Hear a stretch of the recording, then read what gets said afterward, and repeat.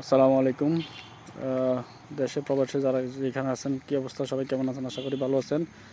আমাদের যে কইয়া কাঠালিয়ার অনেক প্রবাসী ভাইরা বারবার মেসেজ করতেছেন, জানতে চাইছেন আমাদের আসলে এখন সর্বশেষ পরিস্থিতি কী বন্যার। আসলে এখন সর্বশেষ পরিস্থিতি, সকালে এই জায়গাটা আমি ভিডিও করে দেখাইছিলাম। এই জায়গাটা প্রচুর পানি ছিল, রাস্তার সমান। এখন আলহামদুলিল্লাহ অনেক কমে গেছে। এই যে ক্ষেতের যে ফসলগুলো দেখা যাচ্ছে, আর এদিকে হচ্ছে নদীর পানি অনেক কমে গেছে, প্রায় 5 থেকে 10 ফুট পানি নিচের নেমে গেছে। ওই দিক দিয়ে পানি ঢুকছিল কইয়ার দিকে, ওই দিক দিয়ে এখন পানি কমে গেছে। এখন মূল যে নদী ওইখানে পানিটা আছে, পানির স্পিডও অনেক কমে গেছে। আলহামদুলিল্লাহ এভাবে যদি বৃষ্টি আরও 4-5 ঘন্টা বন্ধ থাকে, আশা করি পানি অনেকটাই কমে যাবে, আমাদের এলাকা নিরাপদ হয়ে যাবে ইনশাল্লাহ।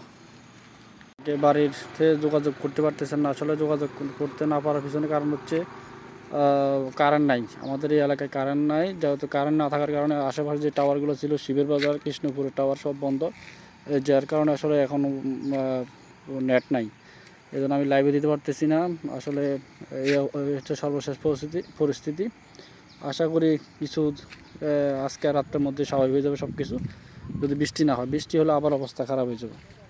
তো সবাই সবার জন্য দোয়া করবেন, ভালো থাকবেন সবাই। আল্লাহ হাফেজ।